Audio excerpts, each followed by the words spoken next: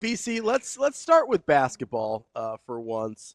Obviously, tough loss against Michigan on Monday, and by tough, I mean one of the ugliest basketball games I've seen in a hot minute.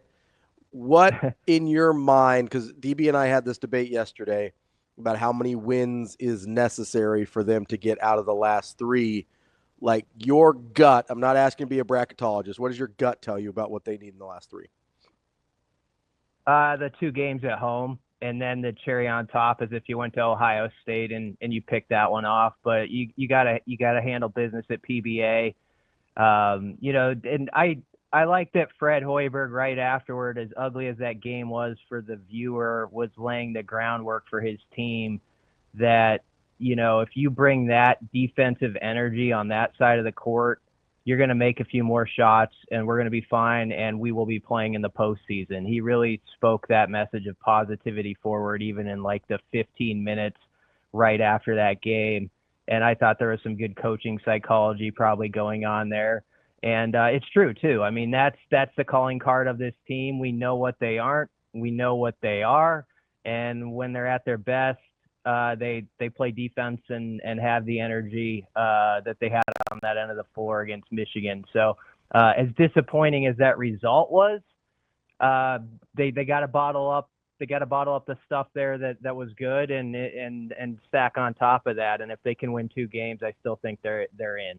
So, Brian, can I make the argument to you that Nebraska's just not really about that life to win a game the way they played against Michigan? Because I think if you look at teams that consistently win games that way, they look different from Nebraska, whether it's their athletic profile, whether it's their overall toughness. Like, I look at Nebraska and I think, hey, that can be a pretty good defensive team. I don't look at them and say, hey, if they're keeping games under 55, 60, they're going to win very many of them.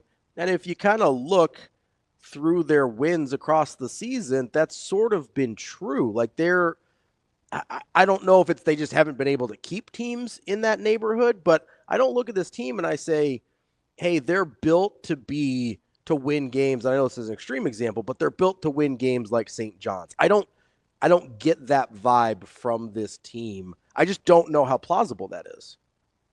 Yeah, I mean, it's a rare exception, the game we saw on Monday, obviously. They were 13-1 in games where they'd held teams under 70. And so I think, obviously when they're dialed in on that end of the floor and forcing looping passes and contesting shots, they're pretty tough in that respect. But I get what you're saying. They've got to have another guy or two really pick it up offensively down this stretch run. And obviously it was a tough day for Juwan Gary. He goes 2 of 13. The bottom line is if they're going to be in the dance on the bracket, he's going to have to be solid and give a little something more on offense. He played his tail off, I thought, on the defensive end. Actually had a +5 or something, plus minus. But they're going to need more of him offensively, and then Essegian's got to hit some shots. I mean, their options are limited. We've gone over it all season, and at times, you guys know, I've tried to talk myself into a certain player maybe being this or that, and I'm just beyond that now. But the two names I mentioned are players that on a given day, like Essegian has popped in 4 3-pointers or had a good game like at Washington that helped put his team over the top. So he's got to shake off that last miss. That was a big shot, obviously, but his team is going to need him to hit some other big shots down the stretch. And then so hopefully guys are feeding him that positivity too this week. So I'm glad you brought up Juwan Gary because he's kind of what I'm talking about here, right? Because there's a lot of guys, and I think it's more common than people realize, when you put in that level of defensive effort, just are not capable of then sustaining that on the offensive end also. So when I say they're like not about that life, I don't know if they're built in a way where they can expend that much energy defensively and still have anything left on offense for a team that sort of struggles there already, if that makes sense. Like I just don't know what's left in the tank for a guy like Juwan Gary when he does play defense that way. Yeah, I understand that. I mean, but the difference I'm talking about now is like you take your 2 for 13 and it's a 5 for 13. Something like that gets you over the top in some of these last couple of games. Andrew Morgan had a tough day offensively after he had the 8 for 8 on the road. I mean, there's some shots around the rim you just have to finish, and that's got to happen these last 2 weeks. I mean, there was this one you guys might remember it. Andrew got fouled and went to the line. It should have been an and one. Those are the buckets you have to have this time of year.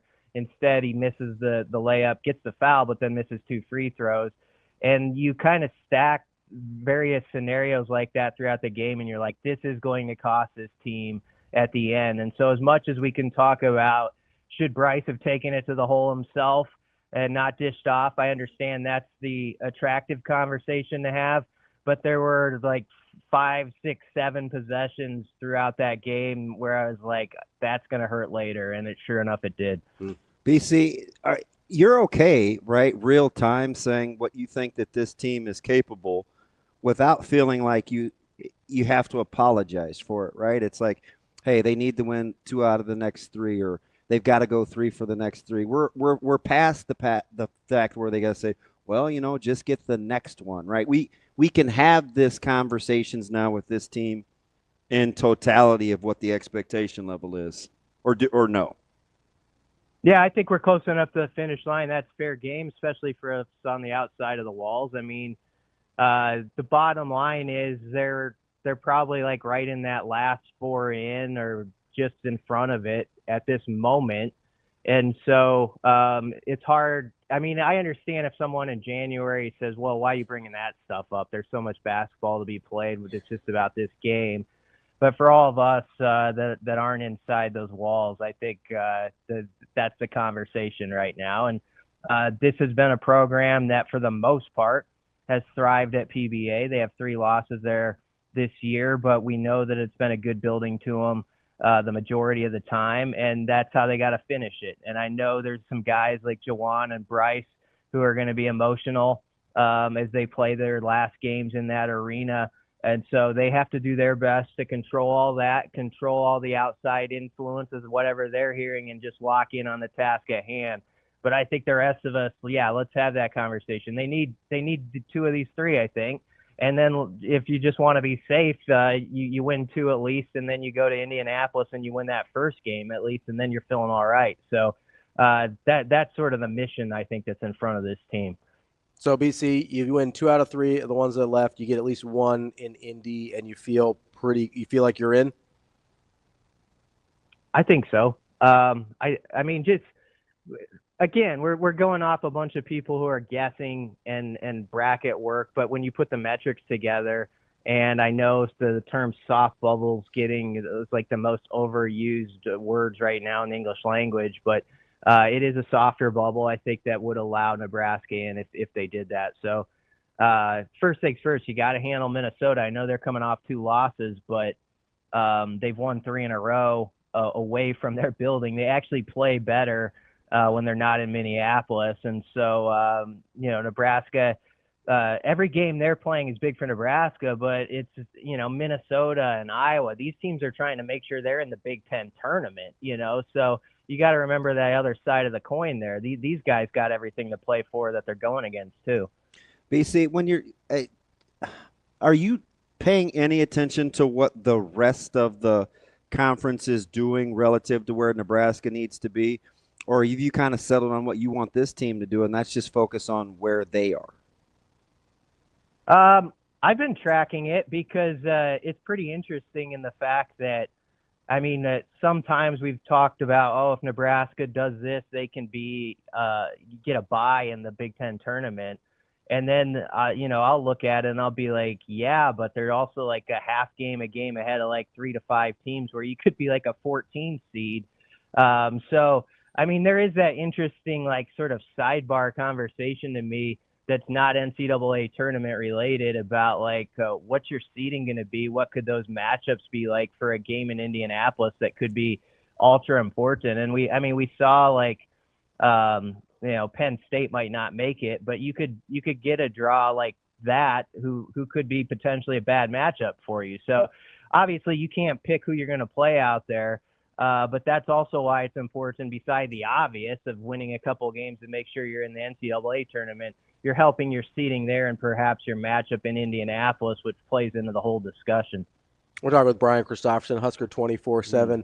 We were kind of having a larger conversation before you came on, BC, about kind of expectations and fans and how we perceive programs. I want to apply that for a minute to Nebraska basketball.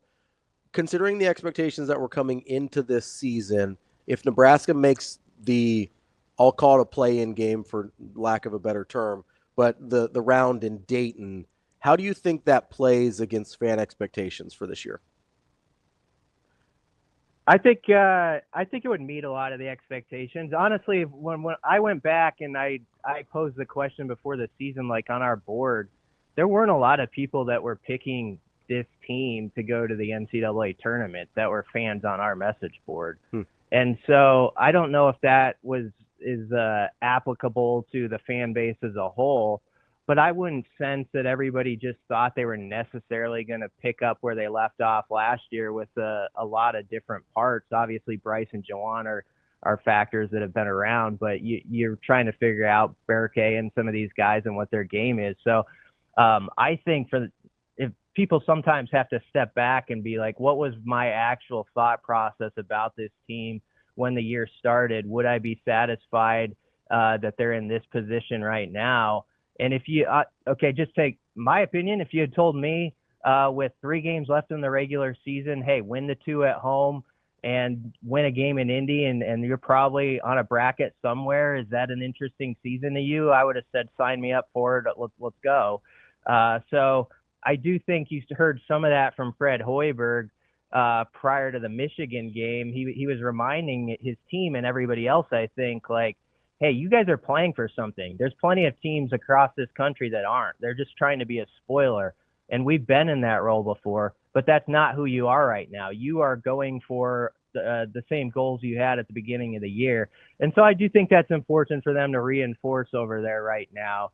If they played in Dayton, you'd have to embrace it. And it would be a fascinating thing. You guys know how much juice there is, like even when, like if Nebraska goes to the Big Ten tournament in down years and they win 1 game the first day, that night there's sort of like this, people are kind of floating and they're like, all right, let's go. Who knows what can happen? Mm-hmm. You can imagine if you went to Dayton and actually played well out there and won a game, there'd be so much energy about, okay, now what's next, and all that stuff. So there can be exciting stuff, even if it is an unconventional path put in front of Nebraska.